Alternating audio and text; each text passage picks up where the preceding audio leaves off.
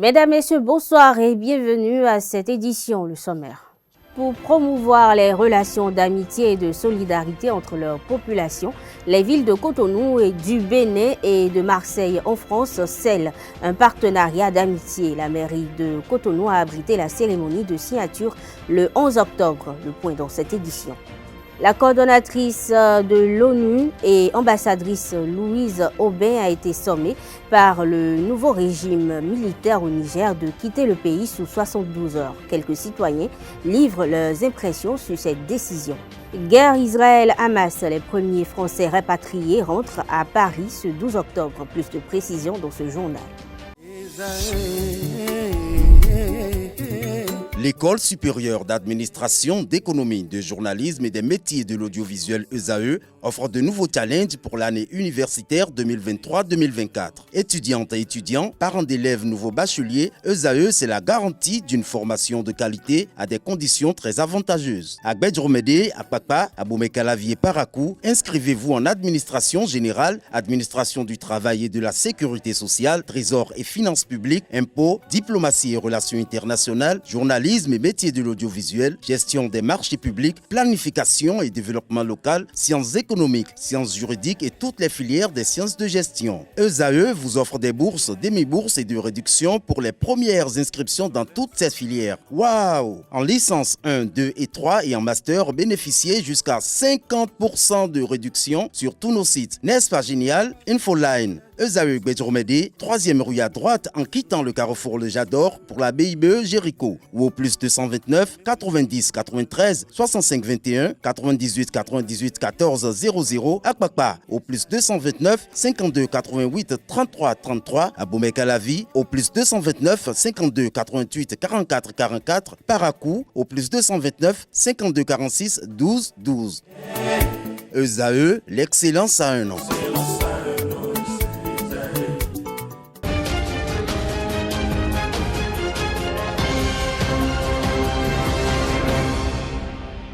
Bienvenue, Cotonou et Marseille ont procédé à la signature d'un pacte de coopération et d'amitié. La signature de ce partenariat s'est déroulée dans l'enceinte de la mairie de Cotonou entre le maire de Cotonou, Luc Atronpo, et la première adjointe à Michel Rubiola, maire de Marseille.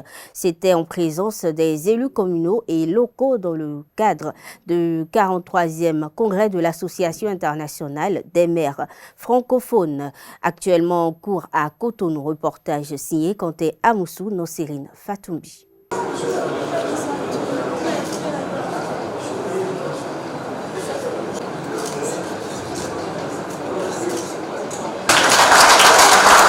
Semer les graines d'une nouvelle ère dans la coopération internationale. C'est l'objectif que vise ce partenariat d'amitié et de coopération signé entre le maire de la ville de Cotonou, Luc Setonji Atronpo, et Michel Rubirola, premier adjointe au maire de la ville de Marseille. Je voudrais vous dire un sincère merci. Je remercie la ville de Marseille, je remercie madame le maire parce que l'acceptation de Marseille a été assez déterminante. Je voudrais prendre l'engagement devant le maire que nous jouerons entièrement notre partition. Nous savons que Marseille a beaucoup de volonté, nous savons que Marseille a beaucoup d'initiatives, nous savons que Marseille a beaucoup de potentialités. Et en retour, nous répondrons par la disponibilité, nous répondrons par l'efficacité, nous répondrons par la vérité. Pour que vous soyez fiers de travailler avec ville comme Cotonou. Un partenariat qui marque le début des coopérations entre les deux villes. On a visité plein de lieux à Marseille, comme actuellement on visite plein de lieux à Cotonou, et on a vu qu'il y avait plein de choses à faire ensemble. Que ce soit la culture urbaine, puis on a vu aussi la similitude des deux villes, le bouillonnement de ces deux villes, ville multiculturelle de Marseille qui se retrouve très bien ici à Cotonou. Et je suis ravie de dire à Marseille à jamais les premiers avec Cotonou. Il s'agit d'un accord d'une durée indéterminée qui va s'étendre également à d'autres villes dans les tout prochains jours. Pour les 4 jours à venir, nous aurons, après Marseille, qui est la première ville avec laquelle nous signons, nous serons assignés demain avec madame le maire de Paris, dans la même salle. Ensuite avec le maire de Douala et le maire de Dakar.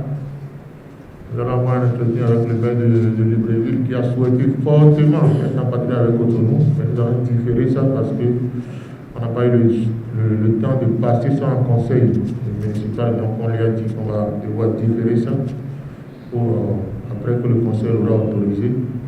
Cette signature de partenariat a été le fruit de l'Association internationale des maires francophones AIMF. Il intervient à l'occasion du 43e congrès de l'AIMF qui se déroule actuellement à Cotonou. À travers un avis d'expulsion, le pouvoir militaire du Niger a sommé la chef de mission de l'ONU, ambassadrice Louise Aubé, de quitter le pays sous 72 heures. Il y dénonce les entraves mises, selon lui, par l'ONU pour contrarier la participation du Niger à l'Assemblée générale de cette organisation en septembre. Quelques citoyens livrent leurs opinions par rapport à cette décision. Au micro de Nosirine Fatoumbi, Francis Farani. On ne peut pas saluer cette décision. Parce que, à l'heure où nous parlons, aucun État ne peut pas vivre en autarcie. Nous avons besoin des uns et des autres pour faire évoluer le monde. Vous voyez, on a besoin, aucun État ne peut pas vivre en autarcie. Le Niger a besoin du Bénin, le Niger a besoin du Togo, le Niger a besoin de la France, le Niger, ainsi que la France a besoin du Niger pour vivre. Le fait de faire partie cette Canadienne qui représentait les Nations Unies et dans leur pays, et qu'on dise que c'est elle qui est à la base de... Je me dis, ces putschistes nigériens là, ils veulent quoi? Il y a certainement des raisons évidentes qui ont poussé la junte à agir de la sorte. Nous, on ne peut pas être dans l'économie complète de ce qui s'est passé. Pour leur transition, là, ils veulent quoi? Ils sont en train de mettre le bâton dans les roues pour que demain, il n'y ait pas de négociation. Le renversement de Bazoum. Le peuple nigérien n'avait pas éprouvé, n'avait pas apprécié tellement son élection. Et c'est les conséquences maintenant qui surviennent,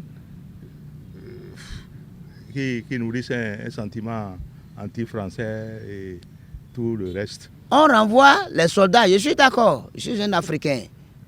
Soldats français, non. Moi, je demanderais aux autres de mettre la balle à terre.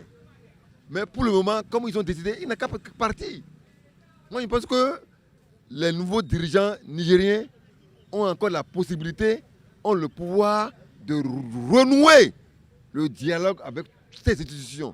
Le Palais des Congrès abrite les 12 et 13 octobre un colloque scientifique sur la prévention de la fraude fiscale. L'événement vise à revisiter les notions clés liées à la fraude fiscale. Il est donc question de faire un examen critique des pratiques en matière de fraude fiscale et de prendre en compte les exigences.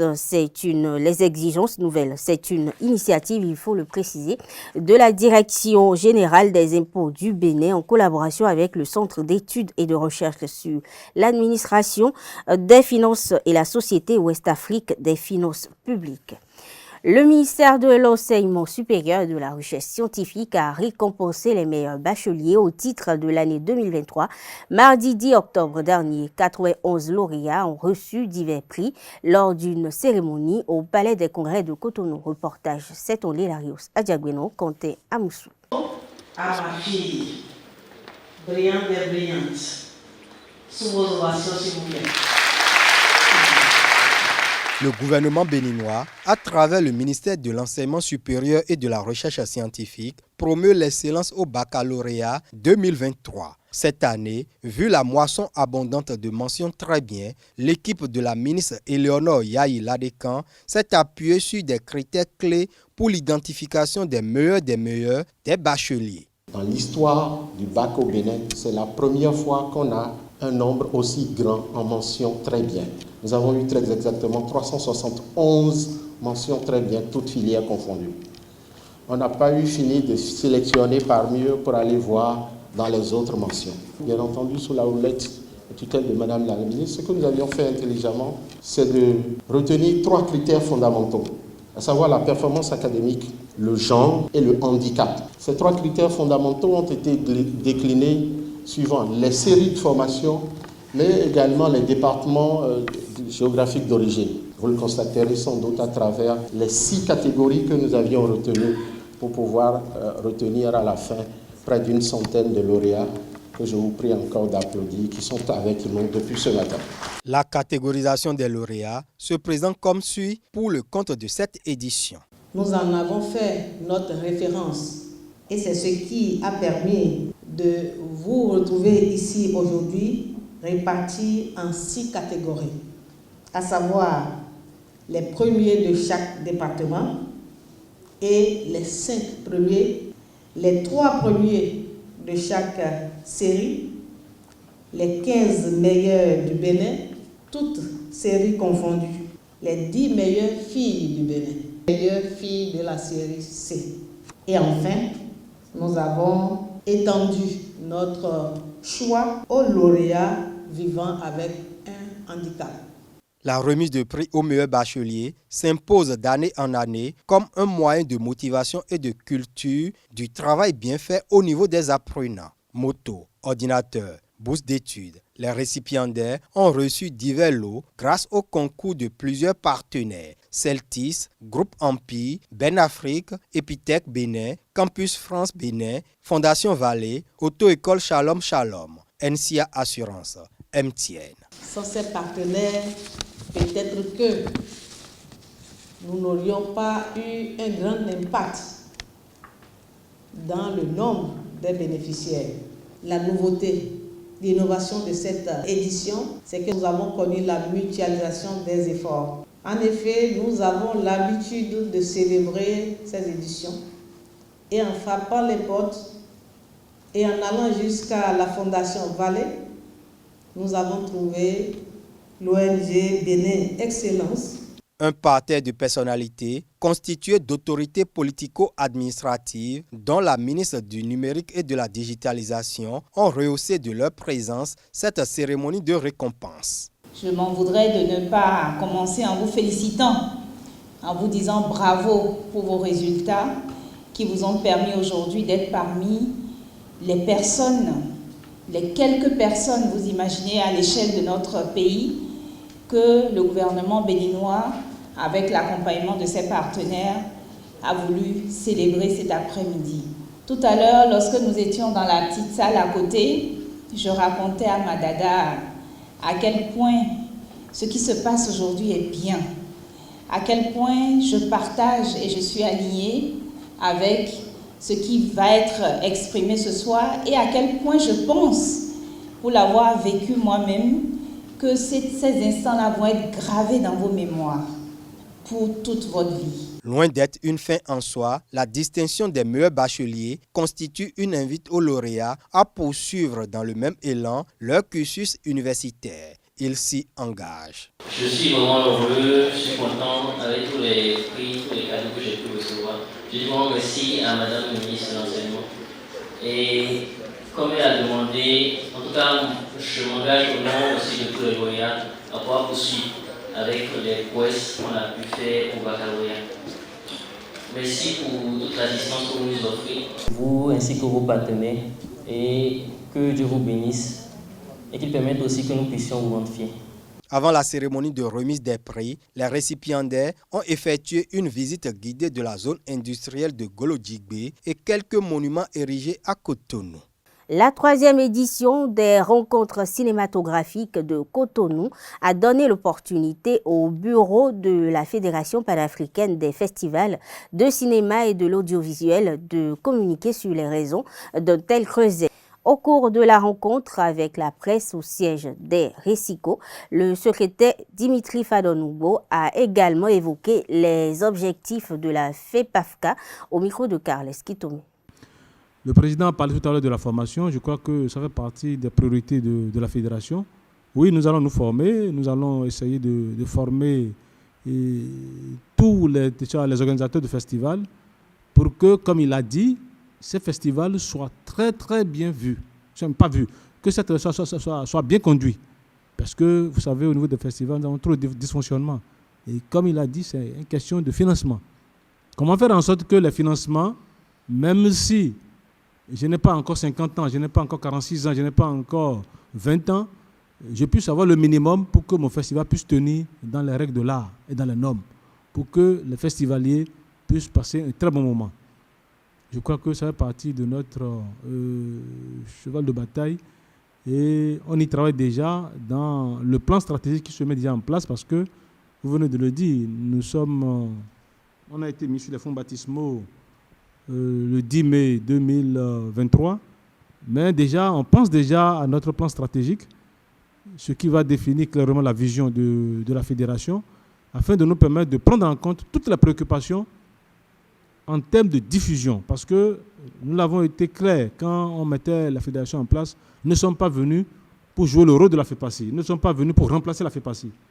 La FEPACI est une fédération pour les professionnels, mais la Fédération panafricaine des festivals du cinéma et de l'art joue un rôle de diffusion et beaucoup plus un rôle de, d'avant-garde pour que nos œuvres soient autant vues comme les œuvres européennes. Donc voilà ce pourquoi aujourd'hui nous nous battons pour que ce creuset puisse être un creuset qui permettra véritablement l'essor du cinéma africain. Je ne suis pas en train de dévoiler le secret parce que je vais dire que bientôt au Maroc, on sera encore au Maroc ou dans un pays africain pour valider notre plan stratégique. Et là, vous aurez le temps de voir tout le contenu et de nous accompagner surtout parce que nous demandons aujourd'hui à la presse, aussi bien du Bénin que des 54 États qui sont tous membres de cette fédération parce que le conseil d'administration a pris en compte toute l'Afrique. Nous avons des administrateurs, un conseil d'administration qui regroupe aussi bien des postes élus comme des administrateurs de chaque région et même de la diaspora. Donc aujourd'hui, je pense que nous avons l'Afrique qui est en train de bouger d'une certaine manière et le président nous a dit qu'il ne ratera aucune occasion pour permettre à ce que vraiment ce creuset soit vraiment dynamique et profite vraiment aussi bien aux professionnels, mais surtout aussi aux cinéphiles, à ceux, les amoureux du cinéma, parce qu'il faut que le film soit vu et bien vu par nous-mêmes. Hors du Bénin, plus précisément au Gabon, la première dame, l'ex-première dame du Gabon, Sylvia Bongo, a été incarcérée de façon provisoire dans la nuit du 11 au 12 octobre à Libreville. Une décision du juge d'instruction suite à un renvoi sollicité par l'avocate de l'ancienne première dame. En résidence surveillée depuis le coup d'État du 30 août dernier contre son mari Ali Bongo Odiba, elle passera 10 jours à la prison centrale de Libreville pour des crimes économiques. À Madagascar, les sénateurs ont unanimement voté la destitution de leur président ce 12 octobre lors d'une session extraordinaire face aux 15 sénateurs IRD du parti d'Andry Rajoelina qui remettait en cause sa santé mentale. Il a balayé ces accusations. Erim Manana Razafi Maïfa juge cette session d'illégale. Selon lui, elle n'a pas lieu d'être puisque les tests stipulent qu'il faut un motif grave d'une part. D'autre part, le Sénat ne devrait se réunir que si l'Assemblée nationale est également convoqué le 9 octobre dernier, il faut le rappeler. M. Razafi Maïfa a déclaré dans un entretien accordé à France 24 avoir reçu des menaces de mort de la part des conseillers du président sortant d'Andry Rajoelina s'il ne renonçait pas au poste de chef de l'État par intérim. Accusation que rejettent les sénateurs qui qualifient d'anormale et d'incohérente cette déclaration.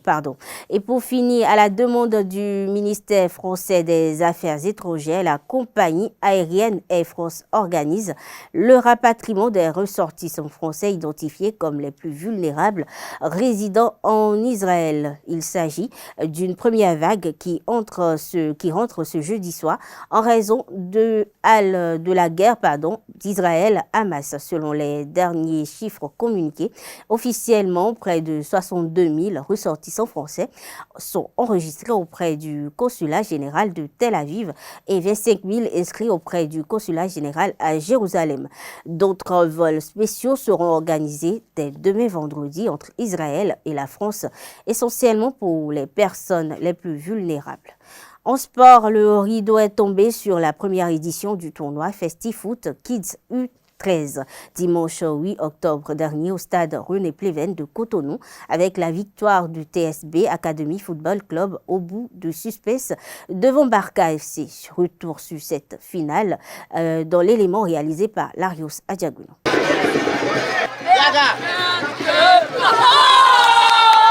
TSB Academy Football Club entre dans les annales du tournoi FestiFoot Kids U13 en s'adjugeant le premier trophée devant Barca FC après la séance des tirs au but 6-5. Et pourtant, cette finale avait mal commencé pour les futurs champions qui ont concédé l'ouverture matinale du score.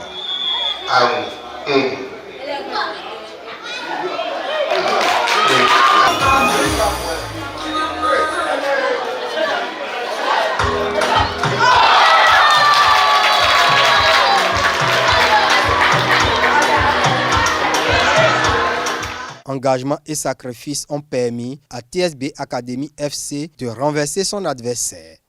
Vous avez même constaté que sur 8 joueurs, on a eu un joueur qui était blessé et malgré lui, compte tenu de son engagement, il s'est sacrifié et il a dit à 1-0 qu'il ne peut pas laisser ses camarades périr et il a été même le passeur de l'égalisation. Ce joueur, on le remercie, on félicite beaucoup ses parents. L'échec forme. Non, pas de souci. Bel et bien, ça fait mal aux gens. Maintenant, regardez cette mal-là, ce mal du moins, en patience, pour mieux s'apprêter pour le championnat de U13 organisé par le ministère.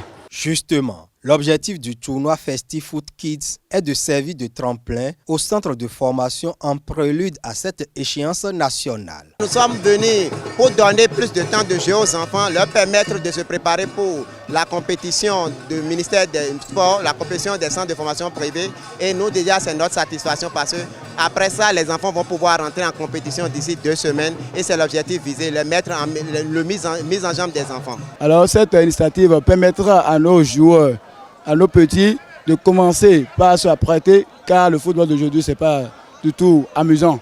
Il faudrait qu'ils se mettent au sérieux. FestiFoot Kids se distingue des autres compétitions de jeunes par la rigueur dont ont fait preuve son promoteur et les membres de l'association engagés pour le sport dans le respect du règlement du tournoi. Que les organisateurs m'excusent beaucoup, mais je peux dire que pour le moment, j'accorde la première place à cette initiative parce qu'on a participé à beaucoup de tournois de ce genre, mais c'est pas ça. L'organisateur, c'était difficile, mais il a su respecter ce qu'il a dit. Il a été strict sur certaines choses et je crois que c'est ça qui a donné ce qu'on est en train de voir aujourd'hui. Pour un coup d'essai, c'est donc un coup de maître. Le promoteur se réjouit du bon déroulement du tournoi. C'est un bilan très satisfaisant. On a eu droit à 12 centres de formation au niveau des catégories U13. On a voulu donner du plaisir aux enfants et en fin de compte, nous sommes sortis satisfaits parce qu'on a eu des enfants qui se sont fait plaisir autour de leur passion et c'est le plus important pour nous. Une première édition, une telle satisfaction, je pense que ça donne les envies d'être là pour l'édition prochaine. Les regards sont désormais tournés vers l'édition 2024 du tournoi FestiFoot Kids. Mesdames, Messieurs, c'est tout pour cette édition. Merci de l'avoir suivi. Bonne soirée à toutes et à tous et à très bientôt.